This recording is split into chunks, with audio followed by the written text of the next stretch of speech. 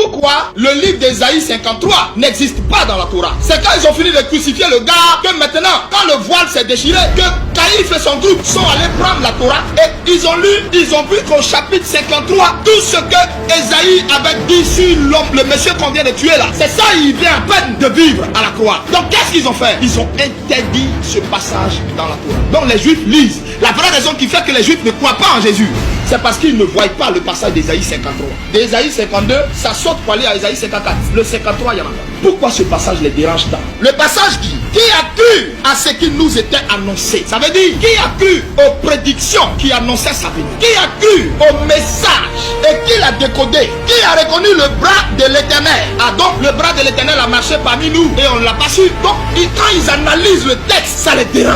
Il va encore plus loin. Il s'est élevé devant lui comme une faible plante. Donc il a poussé au milieu de ses frères, sans que même se rende compte qu'il a germé au milieu d'eux. Eux, ils pensaient que le Messie allait descendre du ciel en cheval. Waouh! Vous l'avez dit, je suis le Messie. C'est moi. Je suis venu vous sauver. Vous me comprenez? Quelque chose qui s'est élevé, c'était quelque chose qui était déjà là. Quelque chose qui était déjà assis au milieu d'eux. On dit il s'est élevé comme un rejeton sorti d'une terre desséchée. Ça veut dire comme quelqu'un qui est né sur une terre désapprouvée, au milieu d'une nation carrément déconnectée, desséchée spirituellement.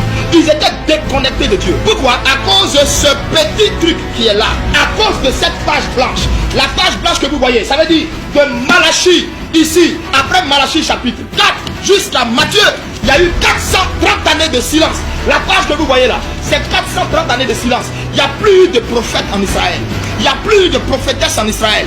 Ils n'ont plus eu de vision. Ils n'ont plus eu de songe. Dieu n'a plus parlé à quelqu'un. Dieu s'est dû 430 années. Et du coup, quelqu'un se lève comme ça au milieu d'eux. Et il dit, je suis le Messie. Vous comprenez maintenant? Donc du coup, frère, il était ce rejeton sorti de la terre desséchée. C'est-à-dire de la terre qui n'avait plus entendu Dieu pendant 430 années. Ici, quelle est cette terre desséchée? Des vies spirituelles sont desséchées. Parce que déconnectées de Dieu à cause du péché. Donc quand une vie est desséchée, c'est une vie qui est morte spirituellement. C'est une vie où il n'y a plus de relation Dieu et toi. Adam vivait sur la terre une vie desséchée parce que coupé de Dieu. Frère, Israël aussi était coupé de Dieu. Le monde était coupé de Dieu. C'est là que le rejeton est sorti. La Bible dit, il n'avait ni beauté, ni éclat pour attirer nos regards. Et son aspect n'avait rien pour nous plaire. Allez dire aux gens qui dessinent Jésus, un beau Jésus aux cheveux longs, un beau Jésus aux yeux bleus, un beau Jésus merveilleux dont on voit le cœur. Allez dire aux gens, arrêtez, arrêtez, arrêtez de blasphémer. Parce que les Écritures sont claires. Jésus n'était pas beau. Jésus n'était pas un beau gosse. On dit, il n'avait ni beauté, il n'avait ni éclat. Il n'y avait rien sur lui qui laissait entrevoir que c'était l'enfant d'une majesté incontournable, d'une majesté divine. Jésus était comme tout homme normal. Il avait les habits qui ne laissaient rien entrevoir de sa royauté. Il n'y avait rien sur lui qui montrait sa divinité. Rien. Jésus était un enfant normal qui a grandi dans le territoire de Nazareth de façon normale, comme tous les autres enfants de son âge.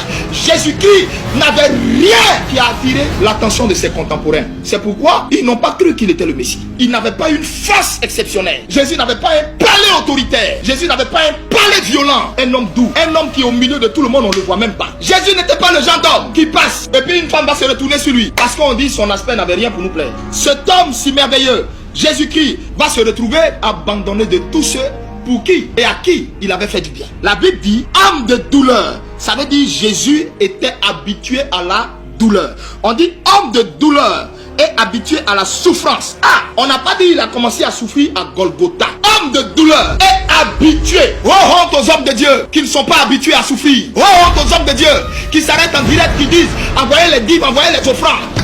Oh honte aux hommes de Dieu. On parle de Christ ici. Homme de douleur est habitué à la souffrance. De qui êtes-vous disciple? Parce que celui de qui vous dites être disciple, la Bible dit de lui, homme de douleur, habitué à la souffrance. Mais comment a-t-il été habitué à la souffrance? Quand Jésus est né, en un claquement de doigts, Jésus pouvait faire ça.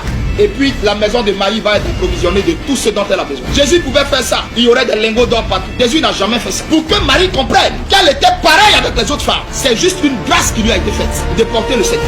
Jésus n'a pas mis Marie au large plus que les autres. Marie n'a pas eu des conteneurs de pain plus que les autres. Or pourtant, le Seigneur de l'univers était né par ses entrailles. Moi j'en connais plein. Je connais plein de gens qui ont l'onction, qui disent mais comment moi je peux avoir l'onction? Et puis mon gaz va finir, ça va toucher le gaz. Gaz, rempli au nom de Jésus. Et comment je peux avoir l'onction? Et puis frère, Jésus avait l'onction. Il était conteneur d'onction. Lui-même là, il est l'onction. Mais Jésus n'a rien fait. Quand on parle d'homme habitué à la souffrance, c'est pour dire également lorsqu'il était allé jeûner dans le désert. Pourquoi est-il allé jeûner dans le désert? Déjà même jeûner là, c'est déjà fatigant. Donc si tu veux bien jeûner, cherche un endroit propice, un endroit adéquat, un endroit où tu auras de l'ombre, où tu auras de l'air frais. Mais on dit désert. Désert, ça veut dire il n'y avait pas un endroit où Jésus là-bas pour se réveiller. Pourtant dans le désert, il pouvait faire un miracle et puis faire apparaître un oasis. Il n'a pas fait. Il est allé jeûner dans du sable, sur du sable chaud. C'est dans ce sable il a dormi. Son dos, pour habituer son dos à la souffrance. Vous devez vous habituer à la souffrance. Un enfant de Dieu doit s'habituer à la souffrance. Si une enfant de Dieu ou un enfant de Dieu ne s'habitue pas à la souffrance, il sera une prostituée spirituelle. Elle sera une prostituée spirituelle. Tu vas voir qu'elle va toujours continuer d'aller coucher avec ses gars. Pourquoi? Parce qu'elle ne supporte pas juste 2 mois de loyer impayé là. Elle ne supporte pas juste mèche. Il n'y a pas nouvelle mèche sur sa tête. Il n'y a pas pommade. Elle ne supporte pas. Elle a entendu un évangile où elle s'est dit viens à Jésus, il va changer ta vie.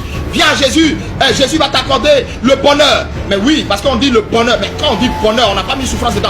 Elle ne s'attend pas à ça. Donc du coup, elle arrive. Elle se rend compte que leur affaire là, c'est une affaire de je mange une fois par jour. C'est une affaire de il n'y a plus pommade. C'est une affaire de propriétaire va venir prier sur elle. Donc qu'est-ce qu'elle fait? Quand on lui parle de sanctification, non. Elle voit ça en ennui. Il faut qu'elle glisse rapidement pour aller faire ce qu'elle a à faire quelque part. Simplement parce que ils sont une tête desséchée, ils sont déconnectés de Dieu, ils sont déconnectés de la réalité de l'évangile. Pourquoi avez-vous peur que le Seigneur envoie devant vous ne serait-ce qu'un peu de coupe de souffrance? Je poursuis toujours, au verset 3. Semblable à celui dont on détourne le visage. C'est-à-dire tellement il était habitué à souffrir, on dit il était semblable à un homme dont on détourne le visage. C'est-à-dire quelqu'un qu'on ne peut même pas regarder à cause de ce que le gars là, vraiment, il avait une alliance forte avec la souffrance. Nous avons fait de lui aucun cas. Ça veut dire, on l'a même pas pris au sérieux. Personne n'a vu que c'était le Messie. Les Juifs n'ont même pas vu en lui le Messie. Parce qu'ils n'ont fait de lui aucun cas. Puisqu'on l'a vu ici, toi tu es Messie et puis ta maman Marie et toi vous mangez une fois par jour. Donc du coup, ils l'ont dédaigné, ils n'ont fait de lui aucun cas. Et moi ce petit plaisantin, ton papa est charpentier ici. Cependant, ce sont nos souffrances qu'il a portées. C'est de nos douleurs qu'il s'est chargé.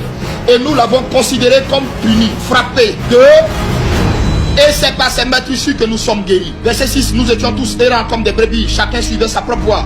Et l'Éternel, voyez, l'Éternel a fait retomber sur lui l'iniquité de nous tous. Il a été maltraité, opprimé, et il n'a point ouvert la bouche. Semblable à un agneau qu'on mène à la boucherie, à une brebis muette devant ceux qui l'attendent, il n'a point ouvert la bouche. Il a été élevé par l'angoisse et le châtiment, et par ceux de sa génération qui a cru qu'il était retranché de la terre des vivants et frappé pour le péché de mon peuple. Voilà le passage qui dérange tant les Juifs. Parce que quand ils lisent ce passage, Jésus a respecté tout ça.